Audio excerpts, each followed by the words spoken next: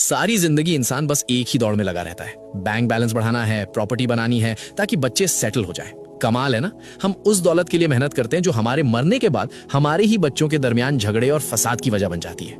लोग कहते हैं इतना नाम कमाओ कि मरने के बाद दुनिया याद रखे। अरे भाई, दुनिया के याद रखने से कब्र में एसी नहीं लग जाता। दुनिया 2 दिन रोएगी, तीसरे दिन बिरयानी खाएगी और भूल जाएगी। असली इन्वेस्टमेंट वो नहीं जो बैंक में पड़ा है, बल्कि वो है जो आपके जाने के बाद भी आपके खाते में करेंसी यानी नेकियां भेजता रहे। अब जरा हकीकत सुनिए और गौर फरमाइए।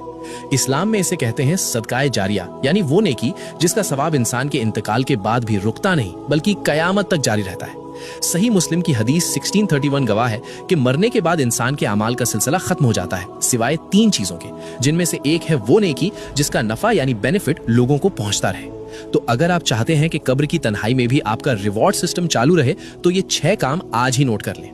कुरान पाक, किसी को कुरान मजीद तोहफे में दे। जब जब वो पढ़ेगा हर हर्फ पे आपको सवाब मिलेगा। व्हील चेयर, किसी अस्पताल में मरीजों के लिए व्हील चेयर डोनेट कर दें। जब तक कोई लाचार या बीमार उसे इस्तेमाल करेगा आपका खाता चलता रहेगा। मस्जिद की तामीर में हिस्सा लें, ईंट रख दें या पंखा लगवा दें। ये अल्लाह का घर है, यहाँ इन्वेस्टमेंट कभी डूबती नहीं।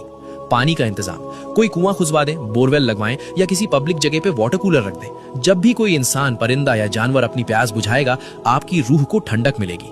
दरख्त, एक पौधा लगा दें। जब भी कोई उसके साए में बैठेगा या उसका फल खाएगा वो आपके लिए सदका बन जाएगा। और छठा रास्ता जो इन सब में सबसे आसान है वो है इल्म फैलाना, जैसे कि अभी आप ये पैगाम सुन रहे हैं। याद रखिए, कब्र का अंधेरा बहुत खौफनाक है। वहां कोई दोस्त, कोई रिश्तेदार, कोई बैंक बैलेंस काम नहीं आएगा। वहां सिर्फ यही छोटी छोटी नेकियां चिराग बनकर जलेंगी। मौत का कोई कैलेंडर नहीं होता, बुलावा कभी भी आ सकता है, इसलिए इंतजार मत कीजिए। ये छठा काम अभी करें। इस पैगाम को अपने मुस्लिम भाई बहनों तक पहुंचाएं। अगर आपकी वजह से किसी एक ने भी इनमें से कोई एक नेकी कर ली तो सोचिए आपकी आखिरत का कितना बड़ा सामान तैयार हो जाएगा।